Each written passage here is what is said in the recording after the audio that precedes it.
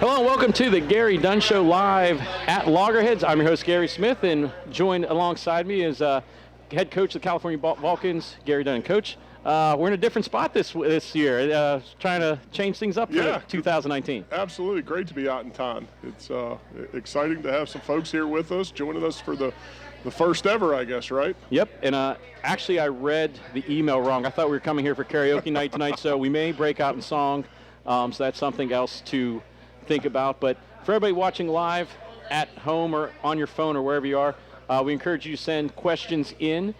Use the hashtag that's going to be on the screen. Send them to the Blaze account, and Coach will try and answer as many questions as we can tonight, Coach. Absolutely.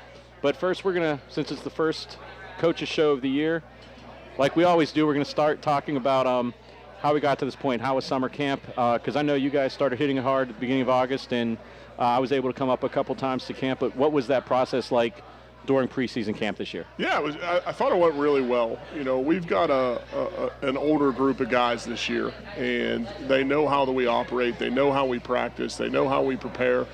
We changed some things up on our schedule this year. We went to more of a morning practice to get the guys when they're at their freshest. And, you know, I thought that helped us, but it was great. The guys came together. We did some off-the-field stuff that I thought was pretty cool. You know, kind of made a tradition that we watch Hard Knocks every year and you know, had the Raiders on Hard Knocks with two former Cal U Vulcans were in training camp, so that was awesome to see. But it was a good process, and I think it prepared us well for the season. And the season, it seems like every year, the other question we have is, at least most years since you've been coach here, Coach, we had a long road trip for the first game of the season, and this actually was the second longest road trip in Cal football history. Just if you could just explain the process, because it's not like you're going, you know, 2 hours to IUP or 2 hours to Slippery Rock. You're going 12 hours on a bus on a Friday, so that's two things right there that are not part of the normal routine for a football team. Yeah, you know, we kind of planned it out knowing that we were going to open up on a Friday, so we got what we felt was good work during training camp, and then really left here on Wednesday. You know, luckily for us, the administration allowed us to handle the trip the way we did, and I thought it was great. I thought it was great bonding for our guys. I thought it was great to get off campus and kind of get away from campus. When you're here for training camp and you go through 3 weeks and then a week of class, you know, you're here for 4 weeks, and our guys don't go home on the weekends. You know, they're busy on Saturday and Sunday. So to kind of get off campus and just spend some time together, I thought it was really good. I've never been to New Hampshire, so that was a first, and I'm sure a lot of our guys have never been up there either. So I thought that, you know, the trip went as well as it could have. Now, how much, I know football teams, any team or any organization are pretty much creatures of habit. You're always playing on Saturday, but how much did a lot of your preparation days change because it was on Friday or because it was the first game of the year? Did it really matter? Yeah, we treated it like a game week, so we just went back. Sunday was really Monday. Tuesday was really Wednesday, you know, and so on and so forth. And, you know, I got some crazy looks when I told the team, okay, it's Sunday, but it's really Monday of game week. So you try and keep the routine as similar as you possibly can for those guys, and they know how we're practicing, and so I thought it was really good, the work that we got in. The difficult part was we were traveling on Wednesday, so we didn't get a workout. So when we got up there late Wednesday night, put the guys, gave them a snack, put them to bed. They rested, and then Thursday we went over to Anselm and got a really good workout in, probably more than we typically do the day before a game, but we wanted to get that bus ride out of them. And before we talk any more about the St. Anselm game, we're going to take a second to thank our sponsors for tonight, PSECU, B Graphics, LAGERHEADS, where we're at right now, Berkshire Hathaway Home Services. So make sure to support all those fine businesses that made this evening possible. And a lot of people, Coach, came out to see the live Coaches Show. I know you were shaking a lot of hands. I thought you were running for mayor there for a second. I was getting ready to start plugging Dunn 2020. Well, we got to win some games before anybody's going to vote for me for mayor, that's for sure. Well, I tell you what, Coach, Friday night at St. Anselm, a great first step to the season, a resounding win at St. Anselm. What was it like leading the team out of the locker room for the first time of 2019? It's a new group of guys, but Friday night, what can you talk about, just that excitement on the opening kickoff, forcing a turnover? That's got to be about the best way you can start a season you can think of. Well, it's funny, you know, you always have that debate as a head coach. Do you want to, you know, if you win the toss, do you want to defer or do you want to take the ball? And we chose to defer, and then they fumbled the opening kickoff, so I looked like that was a pretty smart decision for me. But I was just excited to see our guys work. Our guys worked extremely hard during training camp, and the amount of effort that those guys put into that is really astronomical. I mean, they work, we're up early in the morning and not getting done with meetings and walkthrough till 10:30 at night. To see the amount of work our guys put in, and they do it all for 11 guaranteed Saturdays. And so just to take the field with those guys, knowing the amount of work they put in, not only during camp but over the summer, going back to spring ball, going back to the winter conditioning, I was excited to take the field with them to see them continue to work and grow. And I tell you what, Coach, sitting at the press box watching the game, I don't know if this speaks to the fact that you said it's a more mature team, an older team, experienced team, whatever. But it just looked like it's such a workmanlike effort on both sides of the ball. Let's start first with the offense.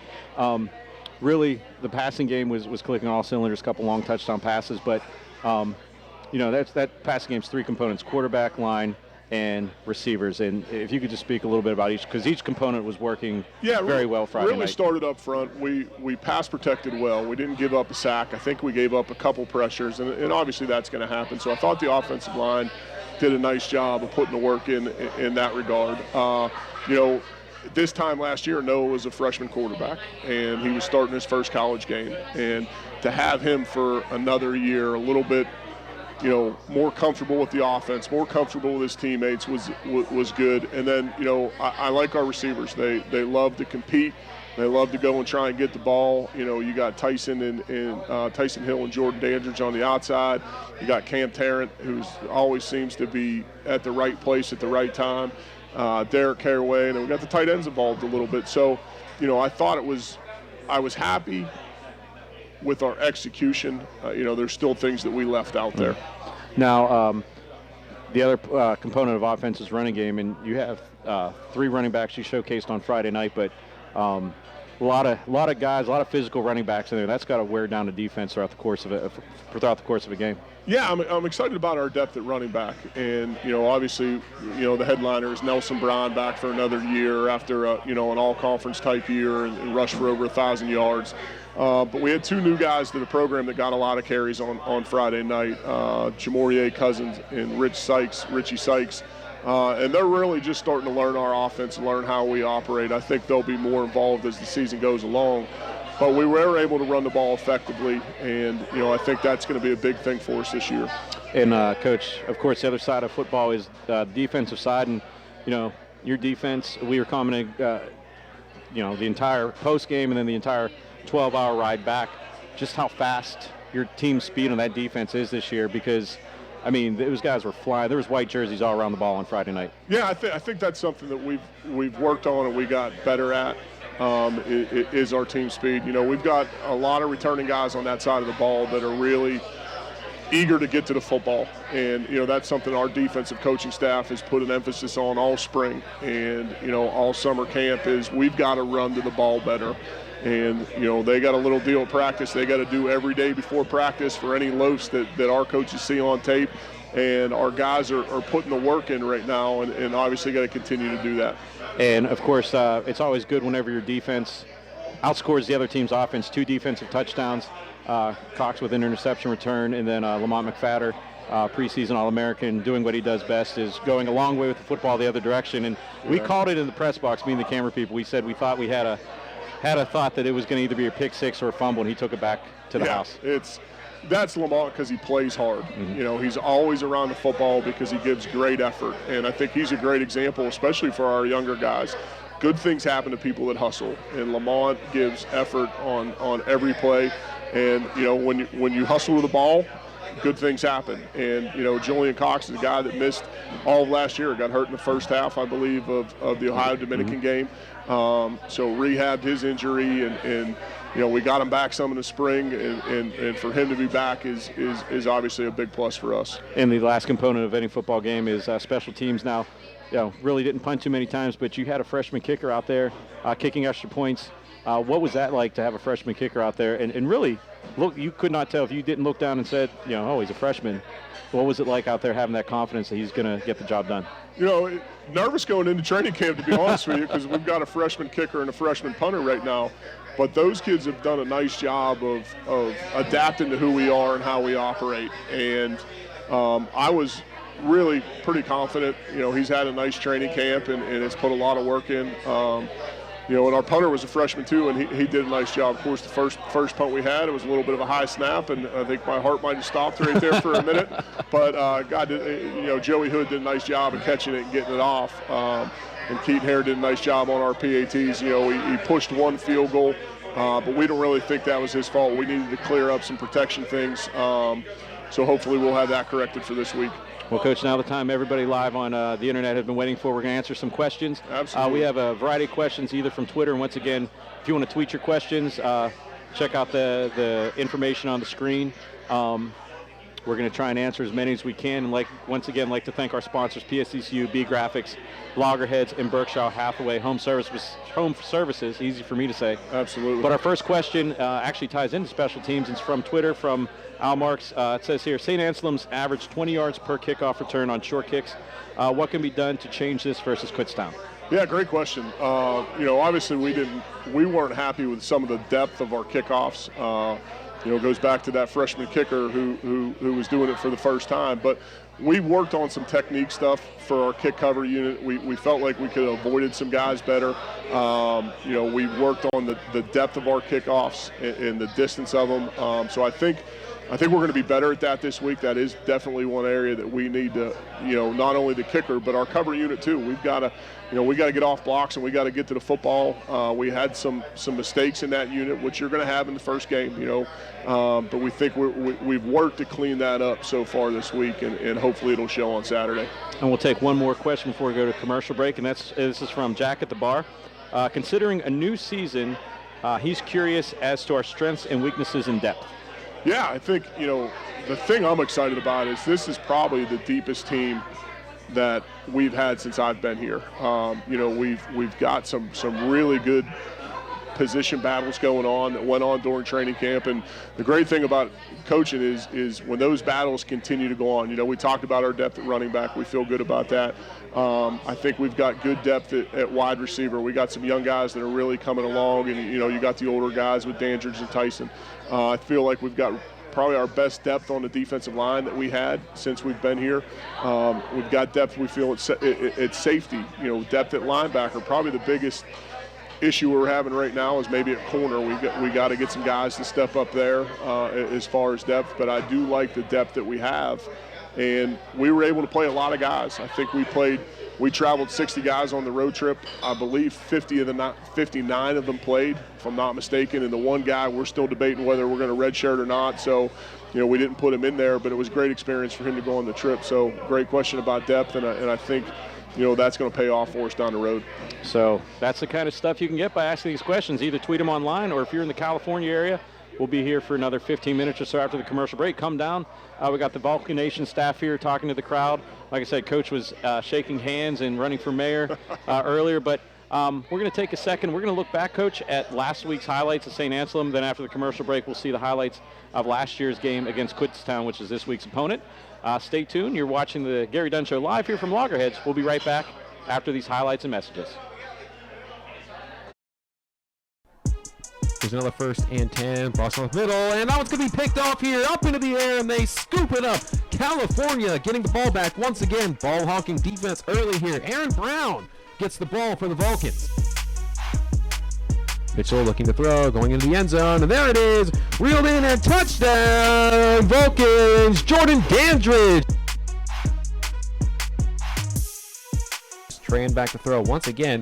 Goes right across the middle. Now it's going to be intercepted. He will take it the whole way into the end zone. Touchdown, Vulcans. Julian Cox brings it the whole way back for California. As Mitchell drops back on 3rd and 7, has all sorts of time. Let's go this one. Hill having to battle with Tyson Hill. He's got it streaking down near side. 30, 20, 10, 5. Touchdown, Vulcans. Mitchell hints it off to the middle. Nelson Brown's got a lot of space. He shakes the base pass. 1-1-2. Trucks on into the end zone. Touchdown, Vulcans. Nelson Brown with some fancy footwork. Tran feeling the pressure. That one's popped out. Trying to chase down that one. They've got it. Here we go the other way. California. All the space in front of him. Continuing. Lamont McFanner, the All-American back. 10, 5, Touchdown, Vulcans! Lamont McFadden gets his name in the record book for the first time in 2019. Here we go. Number 3rd and 8 play. Free play. Flag down on the field. That was caught in the end zone. There's another flag here. So we'll see how they sort this one out. But they're signaling touchdown, and I think California is going to get 6 more points. Dale dropping back, going to the outside. Good touch on that one, and that's going to be wrangled in. Touchdown, Vulcans. It's going to be Derek Caraway reeling that one in.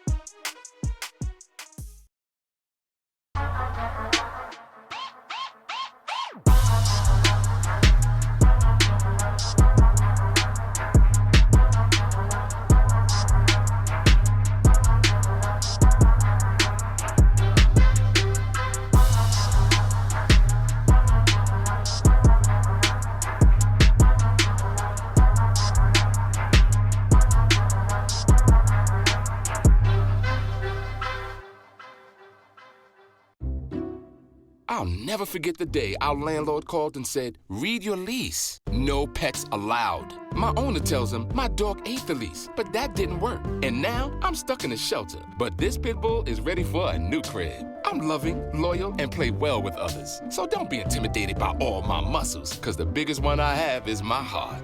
That's right, I said it.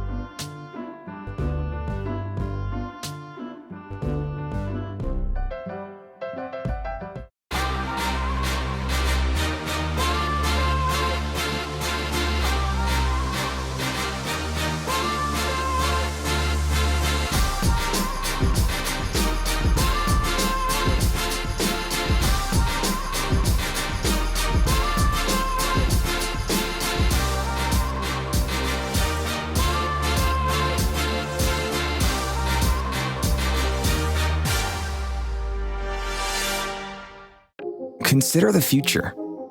Your future.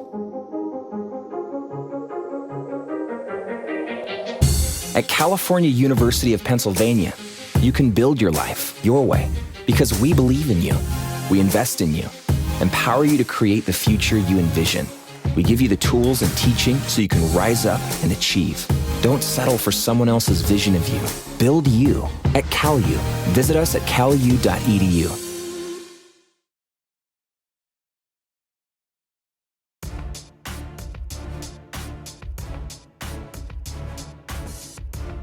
Brown behind Mitchell in the backfield. Mitchell with the handoff, finds a hole, plows his way into the end zone. California scores. Mitchell drops back to pass, has a man. Chad Livingston catches it, makes 2 men miss at the 5, into the end zone. Chad Livingston, his 2nd touchdown of the season. DeGalbo keeps it at the 5, at the goal line, into the end zone. DeGalbo with a rushing touchdown to put more points up on the Kutztown board. Mitchell drops back, finds a man down the field. That's Livingston. Livingston at the 50, gets it. No one in front of him. A couple Golden Bears behind him, but he's at the 10. He's at the 5, into the end zone. Chad Livingston, another touchdown for the sophomore Vulcan. Reynolds, the man to his left. Reynolds gets the ball, hands it off, finds a hole easily, making his way into the end zone. Snap is up.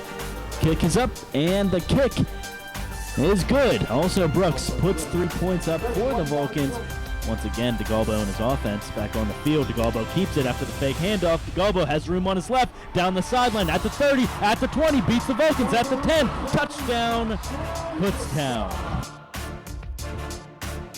Craig Reynolds drives the ball in. Looks like he's in the end zone for a Golden Bears touchdown. Mitchell gets the ball, hands it off to Brown. Brown makes a couple people miss in the end zone. Here's Brown for another rushing touchdown. 1:20 now. Clock is still moving. Mitchell has a couple men downfield. Intercepted by Kutztown. And that's going to be the ball game.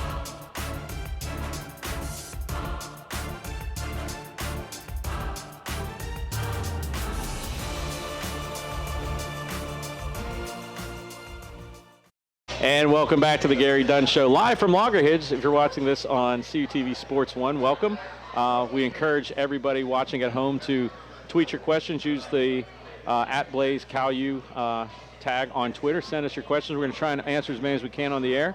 And if not, maybe we can answer some off the air. You can tweet them back, like a little interaction here, Coach. Yeah, And absolutely. we were just talking. This has been a fun event. It would be nice if someone had brought us some fries with lager cheese on, but we'll work it out for the second time. The next time we got to get some food over here. Once again, I'd like to thank the sponsors for this event: PSECU, B Graphics, LAGERHEADS, and Berkshire Hathaway Home Services. And Coach, and also for the fans, and mainly for the fans, you'll be busy on Saturday. Right. But there's a lot of game promotions from the Vulcan Nation staff. Vulcan Nation shirt giveaway. PSECU Prize Patrol will be patrolling Addison Stadium. The Dairy Queen Ice Cream Scream will be going on. There's going to be a fan of the game contest. The Kids Zone will be 2 hours before all home games. And this is an important one.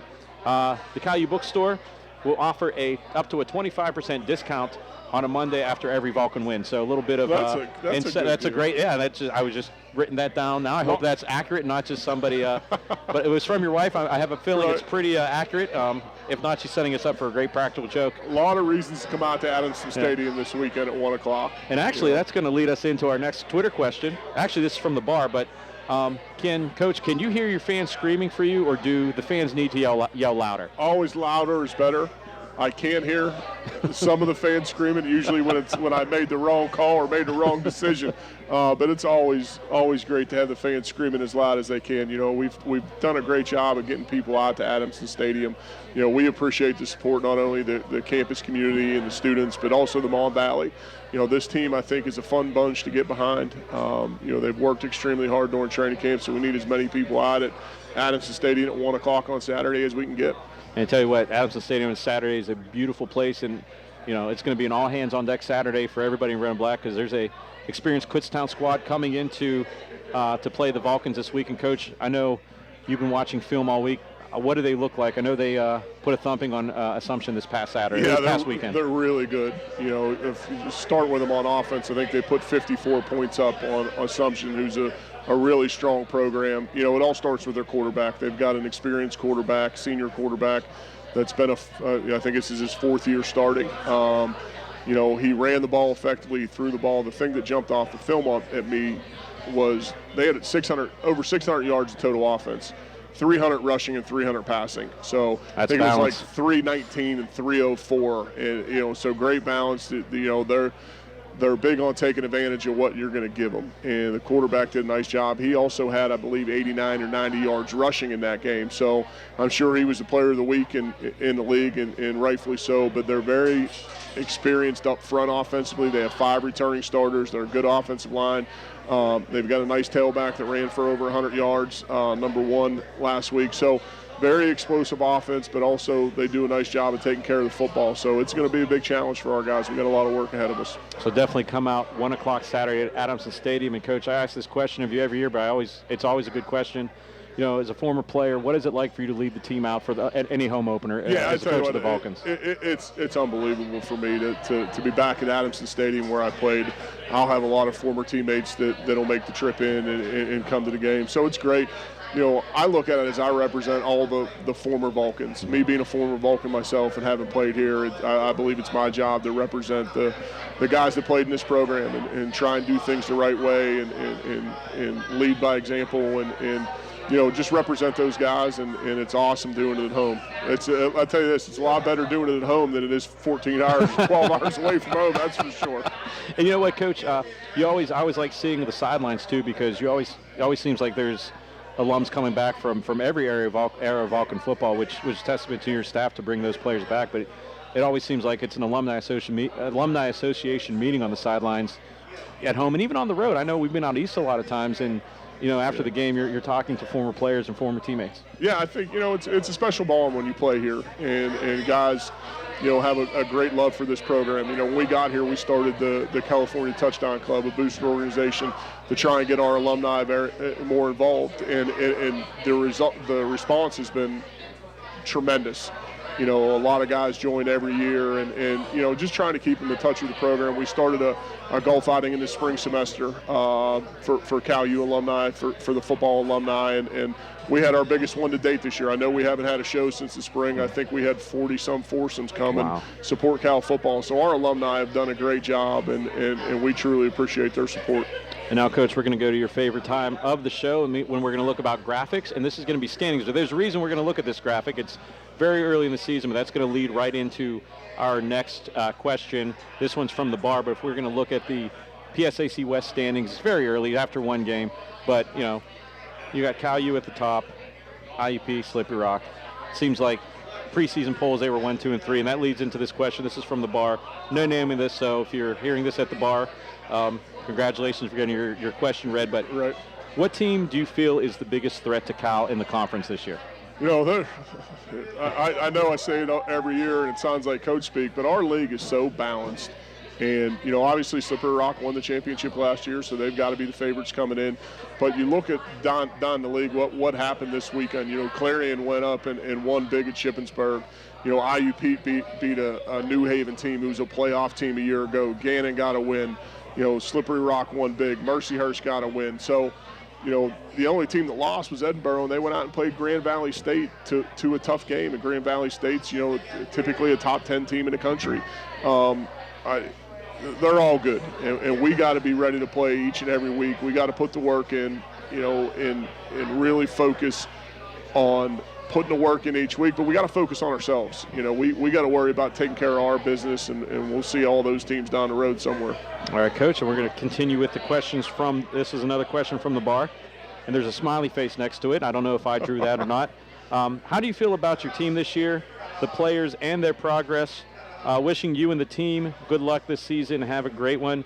From CAC and Paula. Yeah, I like the guys. They're a fun group to be around. They're very focused. They've been very detailed so far. And I think our guys, we've all, like I said earlier, we got an older, experienced group. And they know how we operate. They know how the coaches are. They know the work it takes to put in. And, they're a fun group to be around. We've made some strides since training camp has gone, but we got a long way to go. We got a lot of work to do. We're not done yet. Okay, and we're going to go to another question. This is another one from the bar, and you kind of touched on this in the first section or the first segment of the show. But how do you feel Noah Mitchell has progressed from last year to this? Freshman quarterback last year, second season as a starter for the Vulcans. Yeah, I think he's just got a better grasp of the offense, and I think he's more comfortable really stepping up and be a leader. His teammates voted him one of our 2 team captains this year, along with Lamont McFadder in the secondary, and I think he's just more comfortable. He did a nice job for us last year, but he'll even tell you he had things to work on. He dedicated his entire summer again to being here at Cal U, and he got a summer job, and then he was over in the office, and then he was up the field throwing. And he kind of stepped up his leadership this summer. He got in the car and drove to Pittsburgh some to work out with our receivers. He had receivers come down here to work out with him. It's just, I think the biggest progress he's made is just really stepping up into a leader. Okay, and I know we saw him all summer. Every time I saw him, I'm like, where'd you just come from? Lifting? Where are you going? To watch film or to throw? So that's dedication, because it's a long summer, and every time, seeing the end of the week, so there's one more week closer to the start of the season. So that's something you want to see from your quarterback. Yeah, he was excited to be here all summer, and it was great. Anytime you have him in the office and he wants to watch film, him and Coach, our offensive coordinator, quarterback coach Chad Salisbury, does a tremendous job with our quarterbacks, and he'll put as much time in with them as they want to. Obviously we can't require him to come in during the summer, but I think sometimes he had to say, hey, no, let's take a break. But they had throwing competitions all summer long, and Noah's about to work. And those are good problems to have as a coach. Hey, let's take a break a little bit. Well, it's funny, they had throwing competitions all summer long, and I'd ask every time, hey, who won? And he'd say, Noah beat me. And I'm thinking, good. Chad's getting a little long in the tooth, right? I didn't want him beating him, so I think Noah swept him this summer. All right, Coach, we have another question from the bar, and there's no name on this. So again, if you're listening to this or watching this on YouTube at the bar, congratulations. Your question is going to be answered by Coach. Have you made any significant changes on the defensive side of the ball? We really haven't. really haven't changed a lot. You know, we little things in our scheme, and Coach Craig, our defensive coordinator, does a great job with that.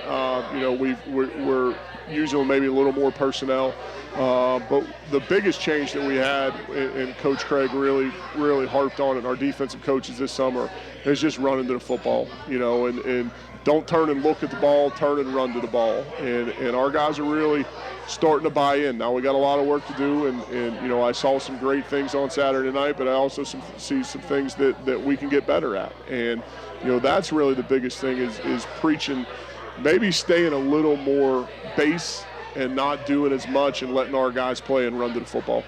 And Coach, we have one more question, but before we do that, we're going to take a look ahead at the overall schedule this week. We always like to look and see what's going on. Of course, we have our game on Saturday. But if you're a fan of college football, what is another game that, you know, in the conference, if you're like kidnapped and have to go see another game instead of the Cal game, what would one you would want to watch as a fan? Yeah, that's a great question. I know for me, the one I was looking at was Mercyhurst and Shepherd as Shepherd's first game in the PSAC. Yeah, that's a good one. You know, you got that one. IUP at Millersville is going to be a good game. You know, Shippensburg at Slippery Rock. You know, Shippensburg's a team that you know, obviously didn't win week one, but they're always ready to go. I got a lot of respect for their coaching staff. And in the Bloomsburg-Edinburgh game, I think they're all good games. I know you want me to pick one, but how do you pick out of that? I mean, you know, it's interesting to see each week, and you know, this week we get into crossover week. You know, it's East versus West this week, and so it'll be interesting to see. But if I had to pick one, I would say that Shippensburg at Slippery Rock. Okay, and that's straight from Coach. So, like I said, come to our game, watch our game, and then Absolutely. later just, you know, get that game, watch some film on the other game. And there's a lot going on at Cal this week. Of course, we mentioned football game on Saturday, 1 o'clock at Adamson Stadium. Game promotions, Vulcan Nation shirt giveaway, PSECU prize patrol, Dairy Queen ice cream scream, fan of the game coming up, Kids Zone 2 hours before the game. And again, the bookstore, after every Vulcan win, will offer up to a 25% discount on merchandise and apparel. And also, it's Vulcan Nation Week, so volleyball at home this weekend will be 12 and 6. Check CalVulcans.com. Matt Kiefer, King, and the hardworking staff over there. There's going to be free food and giveaways at the Convo Center. So put on your red and black. Go to every athletic event this weekend. I know soccer is at home this weekend, so make a weekend of it, tailgate. And, Coach, we got one more question. This says, as a joke, but I said we're going to get through all of them. And as a former offensive lineman, I know a lot of times the offensive linemen don't get a lot of recognition unless it's a flag or a holding penalty. But who's your favorite offensive lineman on the team? And I believe there's a parenthesis, Eric Udanik. I believe his family are keeping tabs. So I think that was a little prompt. But just talk about your offensive line because, you know, as you mentioned, they did a great job of keeping everybody clean on Friday night. Yeah. Did Eric ask that question? I don't know. It was from Twitter. I believe they're keeping track. If it was Eric, then I'd say probably Christian Agallo. No, just kidding. You know, it's like having kids, right? You love them all. You don't necessarily like them all every day, but no, I tell you what, they're a fun bunch to be around.